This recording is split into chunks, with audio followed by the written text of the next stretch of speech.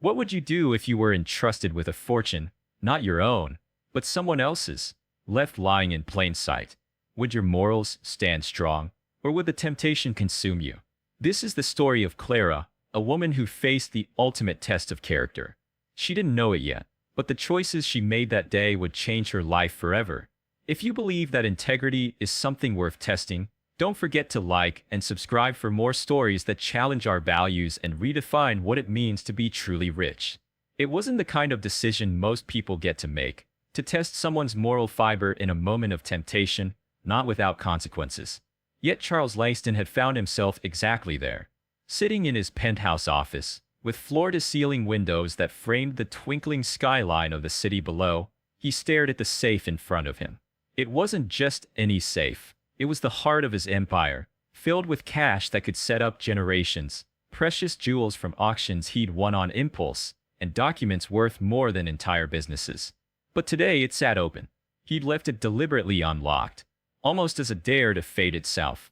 Clara, his maid, would walk in any minute now, broom in hand, ready to wipe away the dust from the floor as if the world outside the walls didn't exist. He'd observed her before, always respectful, always quiet, but something about her intrigued him. Maybe it was the humbleness in her demeanor, or the way she never seemed to look at the luxurious things in his home, as if she didn't belong to this world of excess. He could test her now, without her knowing. Could she resist? He knew the risks, but he wasn't prepared for what it would reveal. He thought about the weeks she had worked for him, how she never mentioned her life, her struggles.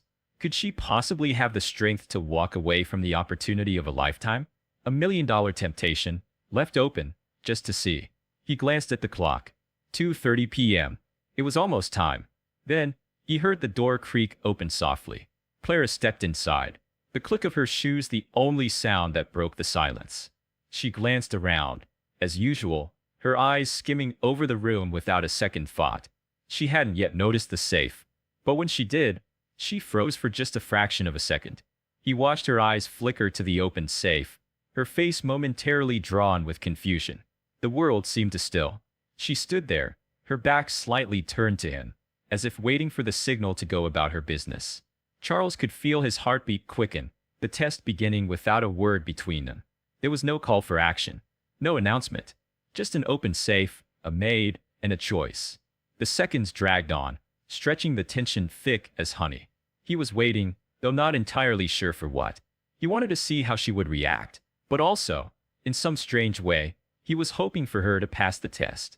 Even if it meant he would never truly know how far temptation could go. Would she look? Would she take it? Or would she walk away?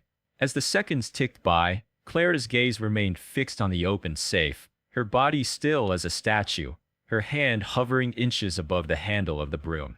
It was a test, one that had been set in motion without her knowledge, but there was no mistaking the temptation that now hung in the air like a thick fog. Her breath seemed to catch, her chest rising and falling ever so slightly, as if she were weighing something inside herself.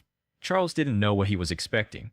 Maybe to see her fall victim to the allure of greed, or maybe to watch her walk away, her back straight and her head held high, as if nothing in this lavish room could sway her.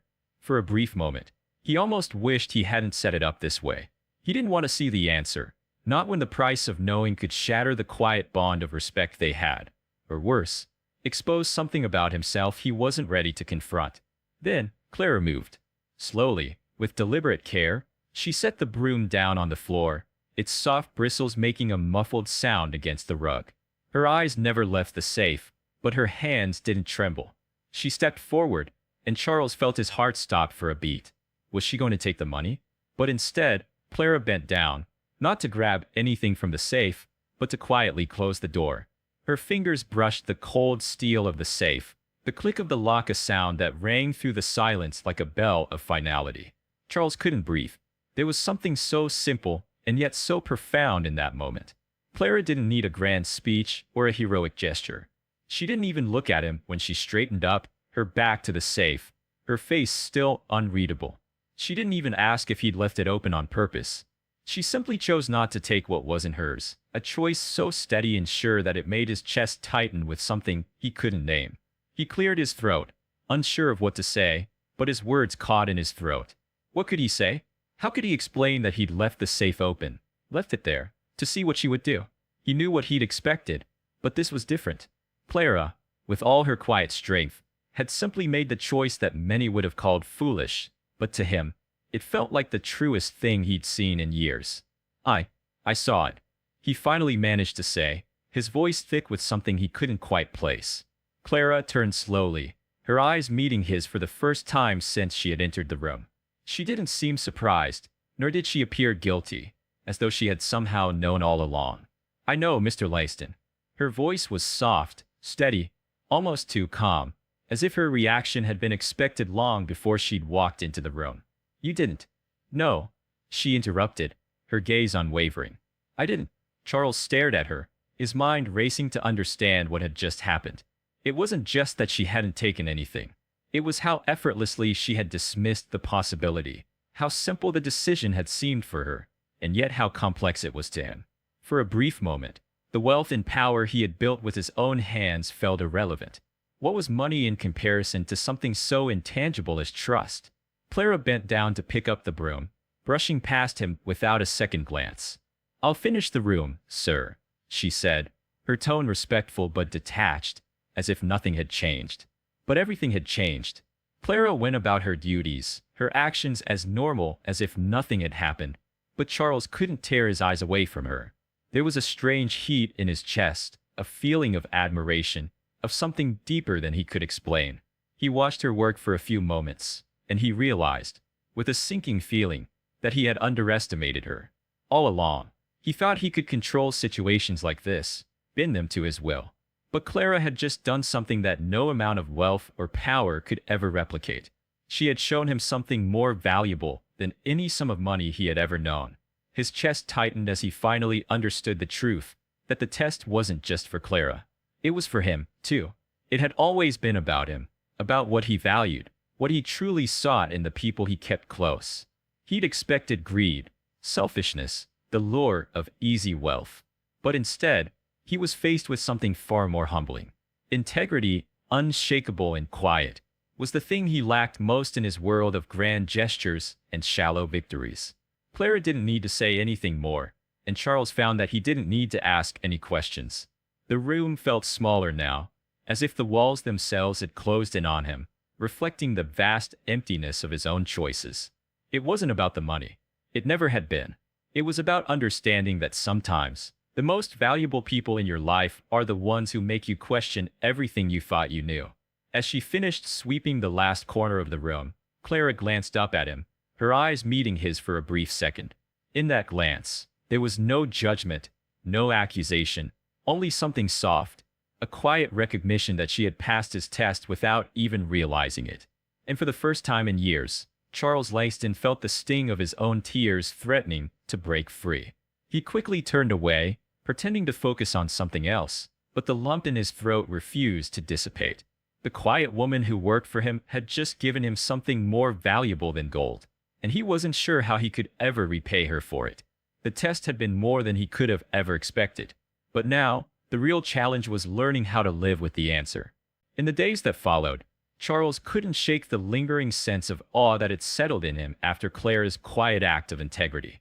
Every time he saw her move about the house, dusting, polishing, doing her work without pause, it felt like a weight pressing against his chest. How had he come to a place where he thought testing a person's character was necessary? And how had he allowed himself to become so disconnected from real human connections that something as simple as honesty felt like a revelation? Clara, for her part, didn't seem to notice the shift. She continued her duties as usual, never acknowledging what had happened between them. It was as though the event had never taken place. But Charles knew better. He knew that what had occurred between them was more than just a test. It was a revelation, a mirror that reflected back the emptiness of his life, the years spent amassing wealth and power that had ultimately left him isolated, unfulfilled. It wasn't just about the money anymore. He had no idea what it was that he was truly searching for, but Clara had unknowingly shown him a path, one that led beyond his safe, beyond his empire of possessions. One evening, when Clara was leaving for the day, Charles found himself standing at the door, unsure if he had the courage to speak the words that had been swirling in his mind for days.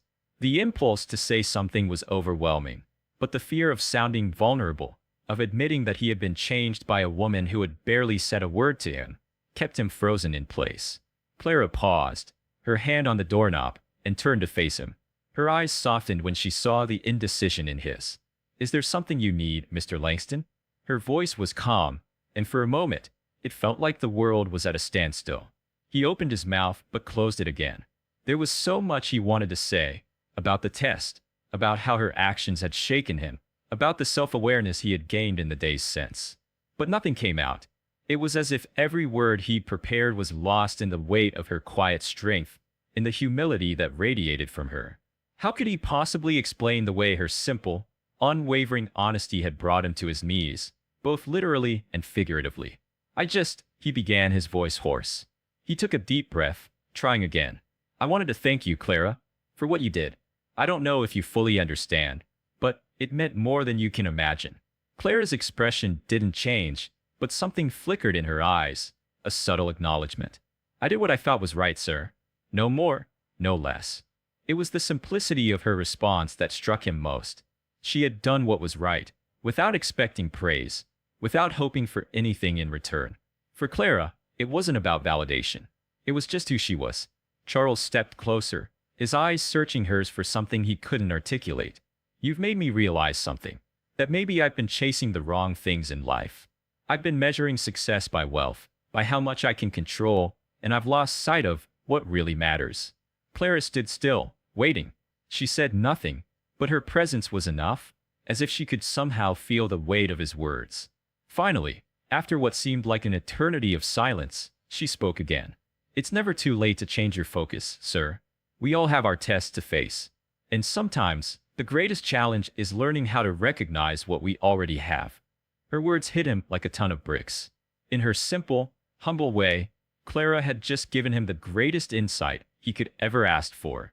He had been so focused on what he lacked, the relationships, the connections, that he had failed to see the people right in front of him. "Thank you," he whispered, his voice barely audible. "I don't think I've ever truly thanked you for everything you've done here. Not just for the work, but for showing me what real strength is." Clara nodded, and as she turned to leave, Charles felt a strange sense of peace wash over him. He knew that he would never be the same. The test he had set for Clara had been nothing compared to the one he had set for himself. In the coming weeks, he would take the first steps to change his life, not with money or power, but by seeking out the connections he had neglected for so long. And Clara? Clara would never know the full impact of her actions. But for Charles, it was enough to know that she had shown him the way back to a life he had once forgotten, one defined by respect, integrity, and the quiet moments that matter most. As he watched her walk out the door, Charles finally understood the true meaning of wealth. It wasn't in what he could own, but in what he could give. And it was Clara, with her honesty, her quiet dignity, who had taught him that lesson.